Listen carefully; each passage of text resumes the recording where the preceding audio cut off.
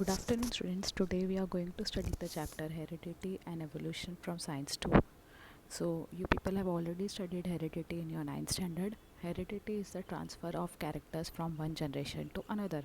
Okay, and the science that studies this transfer of character, that is heredity, is called as genetics.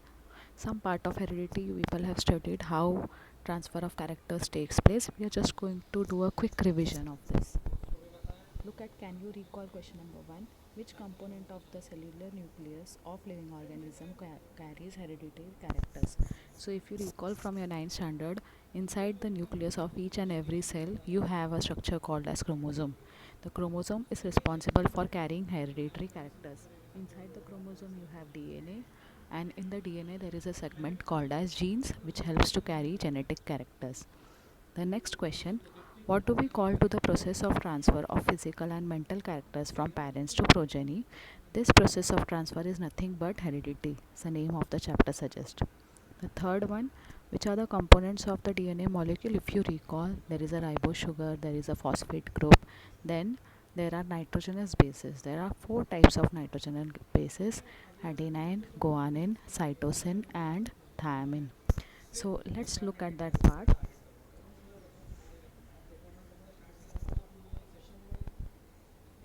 Have a look here. So there is nucleus. Inside the nucleus you will have a thread like structure which is called as chromosome. The chromosome is made up of DNA. DNA stands for deoxyribonucleic acid. Inside the DNA is a segment called as gene. The gene carries sequences of hereditary characters. The next question, parents to progeny. What do you mean by progeny? Progeny means offspring. It means the next generation of children, that is from parents to the next generation of children, is called as heredity. So you can call the next generation of children in scientific terms as progeny or offspring. So transfer of characters from parents to the progeny is called as heredity. Now, what are the parts of DNA? So if you people recall, last year Watson and Crick gave a double helix model of DNA. So two strands are wound around each other in a helical manner. This is double stranded helix of DNA. It has ribose sugar, phosphate base, and most importantly nitrogenous bases. There are 4 types of nitrogenous bases: adenine, thymine, cytosine, and guanine. If you all recall, last year you people have studied that these nitrogenous bases form pairs among each other. So adenine will always pair with thymine and cytosine will always pair with guanine. Your whole DNA structure is made up of these 4 nitrogenous bases paired among each other: adenine, guanine, ATCG paired among each other. Okay, now let's go back to the chapter. So we'll start with the first part of the chapter, that is hereditary changes. So again, heredity is the transfer of characters from one generation to another. This transfer of characters and the process is studied by many scientists, which we are going to find out now. See, the first scientist is Johann Gregor Mendel. In 9th standard, you people have studied about Mendel. Okay, what did Mendel do? Mendel studied how characters are transferred from one generation to another with the help of pea plant, that is Pisum sativum. If you recall from your 9th standard, you all have studied monohybrid and dihybrid cross. Okay, with the help of Punnett square. So that is what Mendel did. That is why Mendel is also called pioneer or father of modern genetics. Okay, now the next scientist is Hugo de Vries. See, I am highlighting it for you. Okay, so there is a phenomenon called as mutation. Last year you people have studied monogenic and polygenic disorder. Sometimes the genetic sequence may get changed, it may get altered. Okay, if the gene sequence get altered, the resulting protein or the resulting character will be different. For example, there is a particular genetic sequence for your skin color, but if due to some reason the gene sequence is different, then obviously the skin color will also get changed.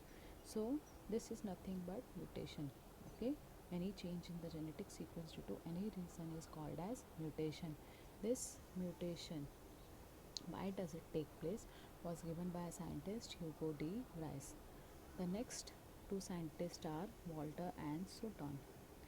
Walter and Sutton observed that chromosomes are always present in pairs inside the cell. Now, if you people recall, last year people have also studied that each human cell has 22 pairs of autosomes and one pair of sex chromosome. Okay, so in all inside a human cell you will have 46 chromosomes each.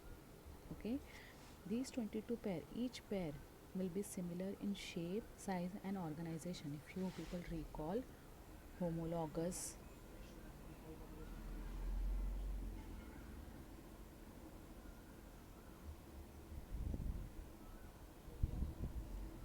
so these are similar in shape, size and organization. Okay, so 22 pairs, in each pair one chromosome comes from mother, the other one comes from father.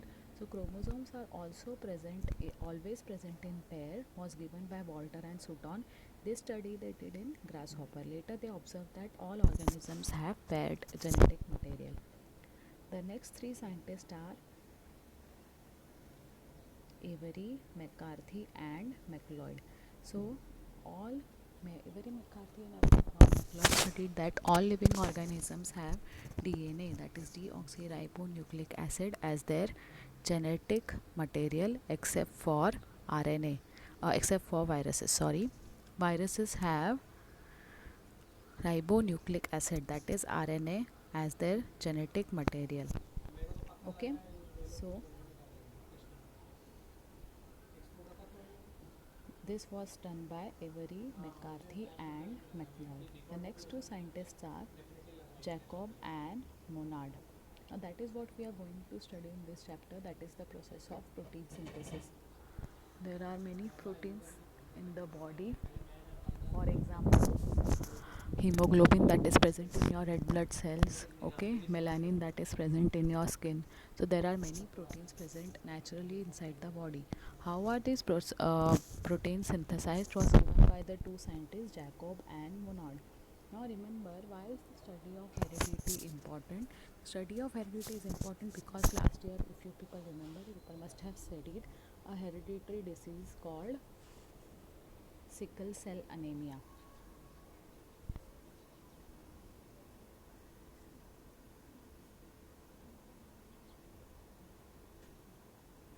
Okay, in this RBCs sickle shaped, and this is a hereditary disorder that is transferred from one generation to another.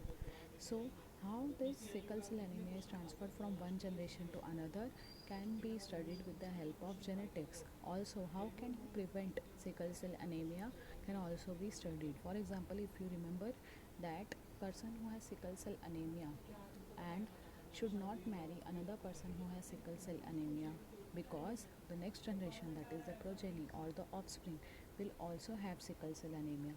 So how this prevention method for sickle cell anemia was described with the it was described with the help of genetics. Also, how do you treat various genetic disorders can be described with the help of genetics.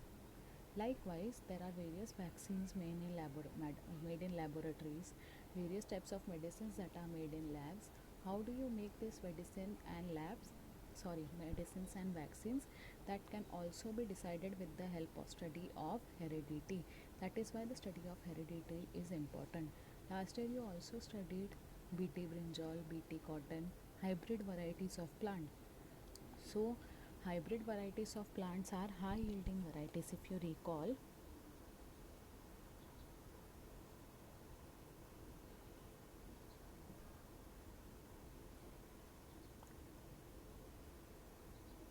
they are all high yielding varieties. They will give you good yield, and they are resistant to various insects and pests. Okay, so how do you get this hybrid varieties of plant? Because of study of genetics. So that is why study of genetics is important.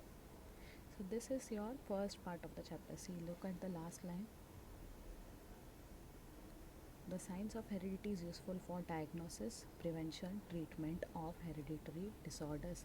What do you mean by diagnosis? Diagnosis मतलब to find out whether the person has a disorder, कौन से type का disease है, that is called as diagnosis.